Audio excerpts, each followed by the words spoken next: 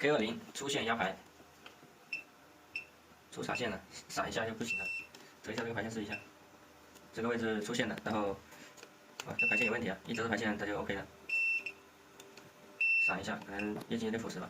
折这排线是 OK 的，但是有限的它这个，但是一放掉它就不显了，它是一个应该是排线问题吧？那这个线也没有的，这个是排线松掉的，这个换个排线，加个绿排盘大，直接把这个绿排给拆下来。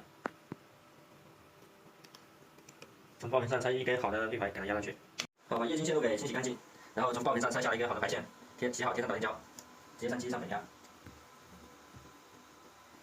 先压显示这边，等下还有个触摸小压，先把显示给推over。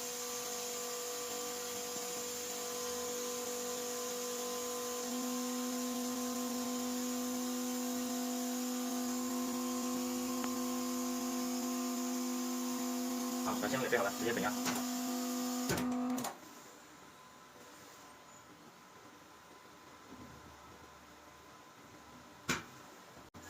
好，压完我们来测试一下显示 ，OK， 显示 OK 的。刚刚是左边这里有出线条，现在没有了 ，OK 的。刚才是折的这个排线它就 OK， 现在不用折也是 OK 的。然后再给它压个触摸，把触摸给压上去就可以触摸了，再盘个触摸。好，把触摸排线给清洗干净，然后贴上导电胶。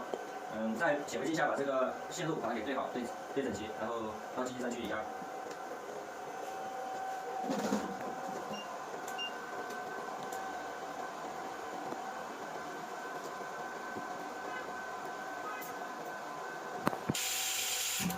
好，直接上机上压。好，本压 OK， 然后我们拿去测试一下。好，显示触摸都压好了，我们来测试一下。显示是 OK 的，然后触摸也是 OK 的，显示触摸都是 OK 的。好，完美修复，简简单单。